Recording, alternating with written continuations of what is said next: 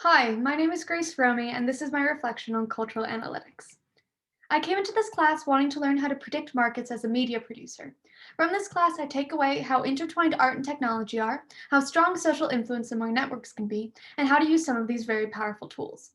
We talked about William Goldman and Nobody Knows Anything, and the fact that we can't truly and accurately predict cultural markets.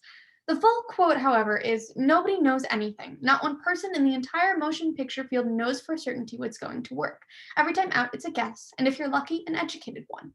This class has taught me about how to make that educated guess. Although I think there is a correct answer. Audiences know. Audiences know what they like when they see it, which brings me to my small application. Forecasting and nowcasting with streaming video on demand, SVOD, data.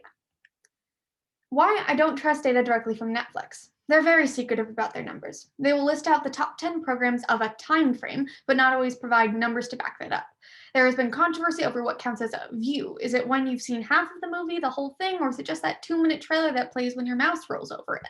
Also, is a view per person slash profile on the account or the account as a whole? Netflix likes to mess with your mind. Algorithms are used to highly tailor your recommendations and home screen. Why not skew your top 10? I do trust Nielsen ratings. Nielsen ratings, probably the best known invention of the Nielsen Company, has been in use for the past 7 decades. Nielsen families across America are selected to accurately represent the large demographic. When I say that, I mean Nielsen families aren't just white, middle class 2.5 kids families. Nielsen even has further breakdowns for, say, African American households and households with same sex parents. This is measured through diaries detailing what each person watched and personal portable monitors, or PPMs, that can be directly attached to a television. In recent years, technology has improved to be able to capture sound scans of programs, whether it's on a computer, a phone, or a TV in the corner of a bar. In the middle of quarantine, Nielsen decided to start releasing their top 10 SVOD data to the public. Here's Nielsen's top 10 SVOD content, measured in millions of views week by week from early August to now. Now is 3 weeks ago when I had to submit these final slides. I've been continuing to collect data and update the spreadsheet on my own time since. These are real numbers that I inputted into Excel myself. The 27 different streaming data programs rise and fall across these weeks. I find that the individual lines on this graph are mimicked fairly well by Google Trends data. Google Trends only allows 5 search terms at a time, so it had to be broken up. At the very beginning of this graph, we see the Umbrella Academy spike and then its distinct curve downward. As SVOD data content tends to have a curving line. This is mimicked almost exactly in the Google Trends data.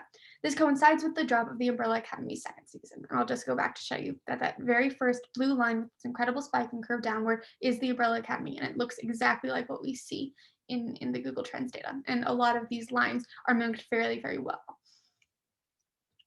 These 5 search terms are old classics that perennially stay on the top 10 list. Their search frequency is quite low. The spike for Dexter, however, most likely correlates with its announcement for a revival.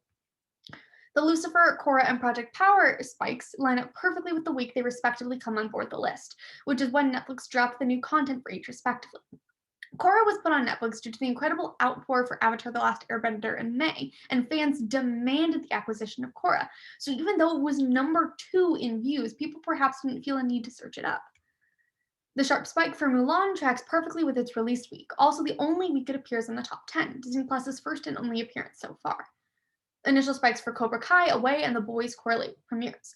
The Boys is Amazon's only entry on here, and here's something interesting. Unlike Netflix, which dumps all episodes for binging, Amazon has dropped the episodes separately each week. The weeks continue to generate excitement, with the premiere and finale being the largest searches, and it continues its steady course on the SVOD top 10 list. The giant spike for Schitt's Creek correlates with the Emmys and the surprise drop of season 6 on Netflix. I include The Mandalorian because while it hasn't appeared on the top 10 list yet due to them having not calculated the data, I expect it to be high on the list when it does report. I've extended the time frame for this slide back to The Mandalorian's first season premiere.